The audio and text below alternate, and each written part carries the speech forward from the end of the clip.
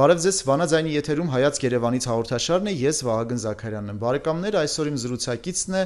կինոբեմադրիչ Հայկ Օրդյանը։ Բարև ձեզ։ Բարև ձեզ։ Ուրախ եմ, որ այսօր հնարավորություն ունենք մեր եթերում զրուցելու ձեր գործունեության մասին, ընթացիկ ծրագրերի մասին։ Վանաձայնի եթերում արդեն առիթ ունեցել ենք անդրադառնալու ձեր գործունեությանը եւ այս փուլը հետաքրքիր է ինչով, քանի որ գիտեմ, որ շատ աշխուժ ընթացք է այս պահին։ Սկսենք Կոմիտասից։ Ընթացքի մեջ է Կոմիտասի մասին պատմող ֆիլմը։ Ինչ փուլում է։ Այժմ մենք զարգացման փուլում ենք նախագծի, փորձում ենք իմի բերել մեր ունեցած նյութերը, իհարկե արդեն 1 տարի է աշխատում ենք սցենարի վրա, Վահրամ Մարտիրոսյանն է սցենարը գրել, հիմա ես արդեն ռեժիսորական մշակումներն եմ անում եւ փորձում ենք մեր թիմով հնարավորինս իմի բերել մեր հնարավորությունները, որոշակի ընտրություն դերասանական կազմի, ստեղծագործական խմբի արդեն արել ենք, իհարկե ինչպես գիտեք Արմավիրի մարզի Մեծամոր քաղաքում մենք ունենք հիմա արդեն տարածք, անհատույց համայնքը մեզ տվեց տարածք, որտեղ մենք կառուցում ենք կինոքաղաք, որտեղ պիտի նկարահանենք հիմնական տեսարանները Կոմիտաս ֆիլմի եւ այդտեղ մենք այժմ շինարարական աշխատանքները սկսել ենք այս տարի կամ կավարտենք կամ փոփենք ամբողջությամբ, այնտեղ կառուցվելու են Կոստանդնուպոլսի, Փարիզի, Բերլինի, Հին Երևանի, Թիֆլիսի հատվածական տեսարաններ, շենքեր, շինություններ, փողոցներ եւ սա մասշտաբային շատ մեծ ծրագիր է, որին մենք շատ բարդությամբ, դժվարությամբ հասանք, բայց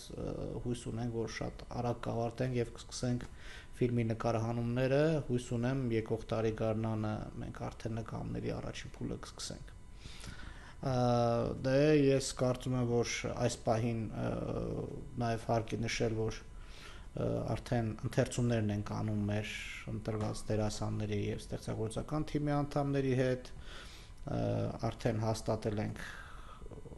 երիտասարդ Կոմիտասի կերպարին, Գուրգեն Բավեյանն է, գերմանաբնակ օպերային երգիչ, արդեն բավականաչափ անուն ունեցող եւ բավականաչափ հետաքրքիր աշխատանք ենք անում այս պահին։ Հասկանալի է, մենք կինոքաղաքին դեռևս անդրադառնալու ենք մեր այս հաղորդման ընթացքում, սակայն ինչով է տարբերվելու ձեր ներկայացրած Կոմիտասը մինչ այս պահը հայտնի մյուս գործերից։ Նախ սկսեմ նրանից, որ այս ֆիլմը ֆրանսիացի գրող Անրի Կյունիի «Մա գոյություն չունի» ֆիլմի էկրանավորումն է, այսինքն այն հենց ի սկզբանե որպես ստեղծագործություն դրսի դիտակետից է ներկայացնում Կոմիտասի կյանքն ու ստեղծագործությունը։ Սա արդեն հետաքրքիր է եւ մենք մի բանին ենք հակվել, որ անպայման ցույց տանք իրական Կոմիտասին։ Ճիշտն ասած, ես նկատել եմ եւ նկատում եմ հիմա եւս, որ շատ դեպքերում Կոմիտասին այսպես, Կոմիտասի կերպարը այսպես օսլայած են ներկայացրել, ավելի երևի դրամատիզմ հաղորդելու համար, ավելի այսպես բարձրացնելու համար իր արժեքը, բայց Կոմիտասը դրա կարիքը չունի, կարծում եմ, ինքն իրենով արդեն բարձր է եւ ինքն իրենով արդեն ազգային արժեք է։ Մենք ցույց ենք տալու իրական Կոմիտասին, այն կյանքով լի, կյանքով ներքին աշխարհով հարուստ, կատակասեր, ընկերասեր, կյանքասեր Կոմիտասին եւ իհարկե ստեղծագործող Կոմիտասին։ Եվ բնականաբար պիտի նաև անդրադառնանք այդ շրջանի պատմաքաղաքական կոնտեքստին, ենթատեքստին, հա, որպեսզի կարողանանք ավելի հստակ ցուցադրել ստեղծագործողի անհատի իրավիճակը տվյալ ժամանակաշրջաններում, այդ վայրիվերումների մեջ, պատերազմներ, ցեղասպանություն եւ այլն, եւ ինչպիսին է այդ պարագայում անհատի հոգեվոր աշխարհը, անհատի տառապանքները, եւ այդ իսկ առումով այս ֆիլմը շատ արդիական է, որտեղ այսօր նույնպես աշխարհում տիրում է, երևի թե ճիշտ բառը կլինի քաոս, հա, տիրում է անորոշություն եւ ստեղծագործող մարդիկ, մտավորական մարդը ինքը հայտնվում է մի անելանելի իրավիճակի մեջ եւ չի կարողանում հասկանալ իր անելիքը այս կյանքում։ Այս պարագայում շատ արդիական է Կոմիտասի թեման այսօր։ Եվ նաև անչափ պարտավորեցնող, որովհետև իսկապես սա կլինի հուշարձան նվիրված Կոմիտասին եւ ընդհանրապես ինչու՞ չէ նաև ցեղասպանության բոլոր զոհերի հիշատակին ու նաև մեծ պատում Կոմիտասի մասին։ Իհարկե, ժամանակի ընթացքում փորձարվել է անդրադառնալ Կոմիտասին, ցավոք սրտի Հենրիկ Մալյանը չկարողացավ իր Կոմիտասը նկարահանել, երևի թե ժամանակի խնդիրներ։ Իհարկե պարտավորեցնող է այս նախագիծը, ես գիտեմ թե ինչերի մեջով ենք անցնում եւ առավել եւս անցնելու, ես գիտեմ որ միանշանակ միգուցե չի ընդունվելու շատ մարդկանց կողմից, որովհետև յուրաքանչյուրն իր ներսում իր Կոմիտասն ունի եւ շատ բարդ է ներկայացնել քո դիտակետից Կոմիտասին եւ ակնկալել, այսպես ասենք, ամբողջական ընդունում, հա, քո առաջարկը։ Այդ իսկ պատճառով ես հիմա դրա մասին շատ չեմ մտածում, ես միայն աշխատում եմ շատ, հիմա բավականաչափ լուրջ արխիվների վրա եմ աշխատում, լուսանկարներ, նյութեր, վավերապատումներ, վավերագրություններ, ամբողջությամբ դրա մեջ եմ անկախված, որպեսզի ունենալով գեղարվեստական նյութ մենք չկորցնենք հանկարծ վավերագրության կարևոր բաղադրիչը։ Այսինքն այս պարագայում իմ կարծիքով մենք պիտի շատ չխաղանք, այսպես ասենք, գեղարվեստական լուծումների մեջ եւ եթե գեղարվեստական լուծումները նույնիսկ շատ լինեն կամ փորձենք ստանալ, ապա այն պիտի բխի նաեւ վավերագրությունից, սա շատ կարեւոր է իմ կարծիքով։ Տեղյակ եմ, որ բավականին երկար ժամանակ արդեն ուսումնասիրում եք Կոմիտասին, Կոմիտասի կերպարը, տվյալ ժամանակահատվածը, ինչպիսին եք պատկերում Կոմիտասին, ինչպիսին է այն պատկերվել արդեն ձեզ մոտ, այն կերպարը, որը հայտնի էր, փոփոխության ենթարկվել է ձեր պատկերացումներում։ Շատ բաներ ես ինքս բացահայտել եմ ինձ համար, բնականաբար կան մարդիկ, որոնք իմացել են, բայց փոքրիկ բաներ կան իր կյանքում, իր կենցաղում, իր կենցաղավարության մեջ, որ ինձ համար շատ լավ եւ սիրուն բացահայտումներ են եղել, փորձել ենք այնպես անել, որ այդ փոքրիկ բացահայտումները, այդ հետաքրքիր շերտերը, դրանք շատ օրգանիկ ներմուծվեն ֆիլմ, շատ օրգանիկ լինեն Կոմիտասի կերպարին, որը ընդհանուր առմամբ այսպես կա մեր մտքում, մեր պատկերացումներում, հա։ Մենք մի բանից ենք խուսափել, չենք ուզում օսլայած կերպար լինի, չենք ուզում լինի միայն այն տրագիկ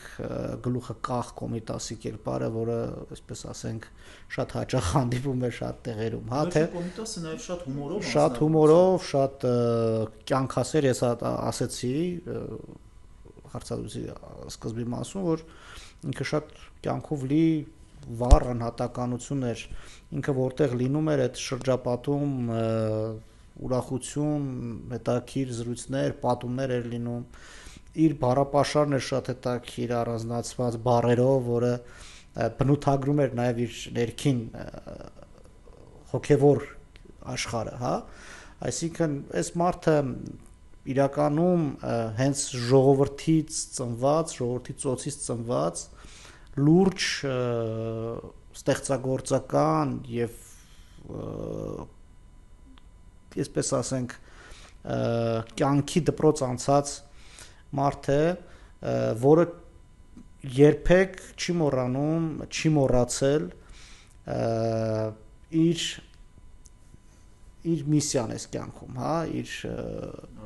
առաքելությունը, սա կարևոր բան է։ Միջև վերջին րոպեն, իմ կարծիքով, ես սուբյեկտիվ բան եմ ասում, իմ զգացողություններն են, որոնք կան այսօր իմ մոտ, իմ մեջ, եւ դրա համար իմ կարծիքով սա առաջին իսկ հնարավորության դեպքում պիտի ցուցադրել։ Հիմա նաև մեր արտիստներն են իրենց գույները, իրենց տրամադրությունը փորձում բերել կերպարի, թե Գուրգեն Բավեյանը, թե Մարիամ Մանոն, հա, որը Մարգարիտ Բաբայանի կերպարն է կերտում, եւ մնացածը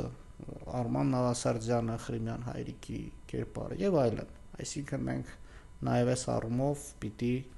շատ ճիշտ ու մանրամասն աշխատենք, նաև մեր արտիստներին թույլ տալով, որպեսզի իրենց դաշտում կարողանան հղկել, կերտել եւ շատ օրգանիկ լինել այս ֆիլմում։ Մի բան էլ ուզում եմ նշել, որ անպայման լինելու են եվրոպացի հայտնի արտիստներ այս ֆիլմում, թե գերմանացի, թե ֆրանսիացի եւ թե թուրք, եւ հիմա մենք այդ process-ի մեջ ենք նաեւ այդ գործընթացի ու կարծեմ թե շուտով նաեւ կունենանք լավ նորություններ ու անպայման մեր հանդիսատեսին կտեղեկացնենք դրա մասին եւ այդ արտիստներն էլ նույնպես իրենց գույնը եւ իրենց տրամադրությունը կբերեն այս ֆիլմ։ Հասկանալի է։ Այսքանը Կոմիտասի մասին եւ քանի որ մենք մեր զրույցի սկզբում արդեն առիթ ունեցանք խոսելու կինոքաղաքի մասին, այս բան առաջարկում եմ դիտել կարճ տեսանյութ, որը ընդհանրական պատկերացում է տալիս կինոքաղաքի մասին, այնուհետև շարունակենք զրույցը արդեն կինոքաղաքի նյութի շուրջ։ Բարեկամներ, հիշեցնեմ, որ Հայաց Երևանից հաղորդաշարում այսօր իմ զրուցակիցն է կինոբեմադրիչ Հայկ Օրդյանը, դիտում ենք տեսանյութը, որից հետո կշարունակենք զրույցը։ Խնդրեմ։